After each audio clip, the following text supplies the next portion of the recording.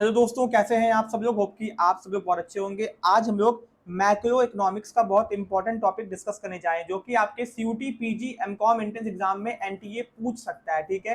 And बहुत सारे बच्चे हैं जिसको इस टॉपिक के बारे में नहीं पता होगा। तो दोस्तों, अगर आप लोग सीयूटी पीजी एमकॉम एंट्रेंस की तैयारी कर रहे हो तो इस वीडियो को जरूर से वॉच करना एंड इसके कंसेप्ट को समझो।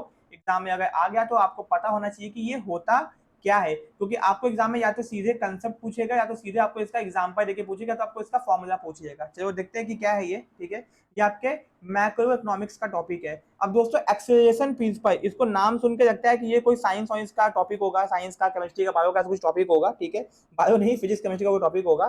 ठीक है, बट दोस्तों ये आपका मैक्रो इकोनॉमिक्स का एक टॉपिक है। चलो देखते हैं क्या है। अब दोस्तों, एक्सेलरेशन का मतलब होता क्या है। ठीक है, देखते हैं इसको यहाँ पे क्या है।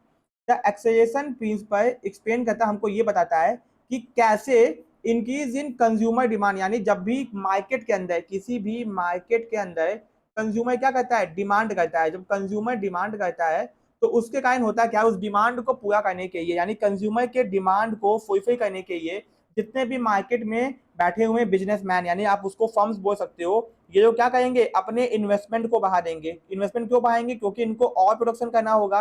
ज्यादा प्रोडक्शन करने के लिए इन्वेस्टमेंट को इंक्रीज करना होगा।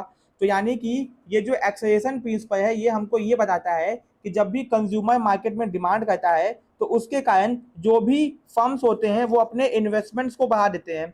इन्वेस्टमेंट को बढ़ा के वो अपने प्रोडक्शन को बढ़ाना चाहते हैं, जिस प्रोडक्शन को बढ़ा के वो कंज्यूमर के डिमांड को फुलफिल करना चाहते हैं। ठीक है, ओके। इसी को कहते हैं एक्सेलरेशन प्रिंसिपल। इसको समझना बहुत अच्छे से। तो एक्सेलरेशन प्रिंसिपल हमको ये समझाता है कि कैसे कंज्यूमर की डिमांड इंक्रीज होने से एक जो फर्म्स होते हैं वो अपने इन्वेस्टमेंट्स को बढ़ा देते हैं प्रोडक्शन को फुलफिल करने के लिए। When demand for goods and services rises, जब वो बढ़ता है तो बिजनेस ज्यादा इन्वेस्ट करते हैं अपने प्रोडक्शन कैपेसिटी को बढ़ाने के लिए। ठीक है, इसी को कहते हैं एक्सेलरेशन प्रिंसिपल। ठीक है। अब दोस्तों, बेसिक सा कंसेप्ट है। इफ कंज्यूमर की डिमांड इंक्रीज होगी तो फर्म को ज्यादा मशीनरी चाहिए होगी, इक्विपमेंट चाहिए होगा, रिसोर्स चाहिए होगा ज्यादा प्रोड्यूस करने के लिए और कंज्यूमर की डिमांड को फुलफिल करने के लिए। This leads to an increase in investment, इसके कारण क्या होगा, इन्वेस्टमेंट बढ़ेगा इकोनॉमी के अंदर, which is greater than initial increase in demand. ठीक है, स्टार्टिंग में जो डिमांड थी ना उससे कोई मतलब नहीं है अब, क्योंकि आज नेक्स्ट डिमांड जब इंक्रीज करती है तो उसके कारण फर्म्स अपने कैपेसिटी को बढ़ाना चाहते हैं। अब दोस्तों, यहाँ पे एक फॉर्मूला दिया हुआ है। ठीक है, एग्जाम में आपसे पूछ सकता है। ठीक है, फॉर्मूला है इन्वेस्टमेंट, अगर आपको जानना है, ठीक है, equal to capital output ratio, जिसको के से डिनोट किया गया है, multiplied by change in output. ठीक है, तो भैया अगर आपके एग्जाम में ऐसा कोई क्वेश्चन आता है तो आप उसको आराम से कर सकते हो। नीचे आपको समझाया गया है कि if capital output ratio is 3, तो यहाँ पे फॉर्मूला क्या, investment equal to capital output, ठीक है, ratio multiplied by change in output. ठीक है, तो अगर इन्वेस्टमेंट निकालना है तो यहाँ पे कैपिटल आउटपुट रेशियो कितना है, 3 है, और कितने टाइम्स वो इंक्रीज कर गया है, 10 यूनिट्स। ठीक है, कितना चेंज, यानी कितना चेंज हुआ है यहाँ पे 10, इन्वेस्टमेंट कितना आ जाएगा आपका 30 यूनिट्स आ जाएगा। ठीक है, एग्जाम में अगर पूछे तो आप इसको देख सकते हो, सिंपल सी चीज है, कुछ ऐसा नहीं है। If capital output ratio is 3, output increase by 10 units, investment भी इंक्रीज बाई, तो हमको कितने से अपना इन्वेस्टमेंट बढ़ाना पड़ेगा, 30 यूनिट से बढ़ाना पड़ जाएगा। ठीक है, ओके, बहुत ही सिंपल सा टॉपिक है। अब दोस्तों, यहाँ पे आगे देखते हैं कि आगे क्या है। ये फॉर्मूले को ध्यान रखना, एग्जाम में पूछ सकता है। तो ग्रॉस एक्सेलरेशन क्या होता है, ठीक है, ग्रॉस एक्सेलरेशन और नेट एक्सेलरेशन क्या होता है। ठीक है, तो फोकस ऑन टोटल इन्वेस्टमेंट, यानी कि यहाँ पे टोटल इन्वेस्टमेंट की बात हो रही है। Changes due to in changing demand, यानी कि जब एक बिजनेसमैन या फिर फर्म अपनी टोटल इन्वेस्टमेंट को चेंज करता है क्योंकि मार्केट में डिमांड बहुत ज्यादा इंक्रीज हो गई है, उसको बोलते हैं ग्रॉस एक्सेलरेशन। नेट एक्सेलरेशन क्या होता है, focus only on additional investment, यानी कि वो एड ऑन सोचता है कि बस केवल हम उतना ही इन्वेस्टमेंट, एग्जांपल के तौर पे मार्केट के अंदर क्या बोलते हैं, अगर चीज केक की डिमांड बहुत ज्यादा बढ़ गई, एग्जांपल मैं दे रहा हूँ चीज केक की, तो भैया होगा क्या, चीज केक बनाने वाली मशीन केवल खरीदी जाएगी, ना कि बाकी चीजें खरीदी जाएंगी। ठीक है, तो focus on only additional investment excluding replacement of old capital. अब इसमें ओल्ड कैपिटल को एक्सक्लूड, हम लोग जो बढ़ाते हैं ना उसकी बात यहाँ पर नहीं करें, उसको हटा देना। ठीक है, ओल्ड कैपिटल कोई तुम्हारा खराब हो गया, कोई एसेट्स था उसको हमने इंक्रीज किया, उससे मतलब नहीं है, केवल नया एडिशनल इन्वेस्टमेंट जो आएगा। अब क्या बोलते हैं, चीज केक बनाने की एक मशीन थी, चीज केक की डिमांड बढ़ गई तो हमने चीज बनाने की दो और तीन तीन मशीन हमने खरीदी, दो और प्लस तीन हमने खरीदी। ठीक है, ओके, क्योंकि चीज केक की डिमांड बहुत ज्यादा थी। ओके, अब दोस्तों, एजम्पशंस ऑफ एक्सेलरेशन प्रिंसिपल, इसका एजम्पशन क्या होता है, there is excess of production capacity, हमारी प्रोडक्शन कैपेसिटी बढ़ेगी।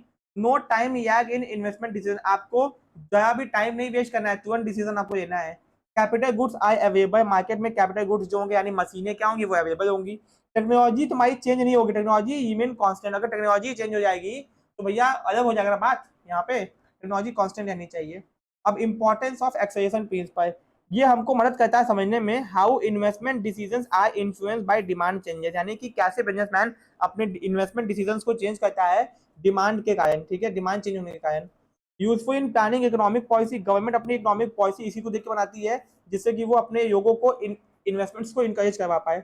Highlight the role of demand in economic growth, इससे इकोनॉमिक की ग्रोथ हमको पता चलती है और कितनी डिमांड है ये पता चलती है। अब इसका कमी क्या क्या है, एज्यूम नो टाइम लैग। अब भैया सिंपल सी बात है, टाइम तो लगेगा ही ना, आप एक इंसान के पास में इतना पैसा नहीं कि वो तुरंत डिसीजन ले पाए, टाइम तो लगेगा ही लगेगा, जो कि एक असंभव बात है, ठीक है, कि यानी कि अब आप तुरंत डिसीजन ले लो, ये भी कोई लॉजिक नहीं होगी। आपको लाखों का इन्वेस्टमेंट करना है, करोड़ों का इन्वेस्टमेंट करना है, तो आपको ध्यान देना पड़ता है। टेक्नोलॉजिकल चेंजेस को यहाँ पे इग्नोर किया गया, भैया टेक्नोलॉजी चेंज होती है तभी डिमांड चेंज होती है आज के टाइम पे, समझ आ गया। May not hold true in conditions of economic uncertainty, जब हमारी इकोनॉमी अनसर्टेन है, चीजें चेंज हो रही हैं, हमारा डायनेमिक एनवायरनमेंट है, तो वहां पे चीजें काम नहीं करेंगी। एग्जाम्पल देखो, if a car company notices increase in demand for car, it will invest more in new machinery and hiring to increase production, तो वो और इन्वेस्ट करेंगे और कार को बढ़ाएंगे। This principle is crucial for understanding how investment in economy respond to change in demand, ठीक है, influencing overall economic growth, ठीक है, ये कोई इतना काम का नहीं है। होप कि आपको समझ में आ गया होगा, बहुत ही सिंपल सा टॉपिक है, सिलेबस का पार्ट था, इसे मैंने डिस्कस कर दिया, ठीक है। आपको एग्जाम में पूछ सकता है, इसको देख लेना। एंड दोस्तों जो भी क्वेश्चन आपके बनेंगे वो इसी में से बनेंगे, एक्स्ट्रा बाहर से कुछ नहीं आएंगे। बट अगर आपको पता ही नहीं होगा टॉपिक क्या है ये, तो आप करोगे कैसे। अब इसको सोचोगे साइंस का कोई टॉपिक है, साइंस का नहीं, कॉमर्स का ही टॉपिक है, इकोनॉमिक्स का ही टॉपिक है, ठीक है। वीडियो अगर अच्छा लगा तो वीडियो को लाइक करना, चैनल को सब्सक्राइब करना, और हाँ, वीडियो अच्छा लगा तो कमेंट बॉक्स में कमेंट जरूर करना अगर आपको ऐसे ही और वीडियोस चाहिए तो। Thank you so much.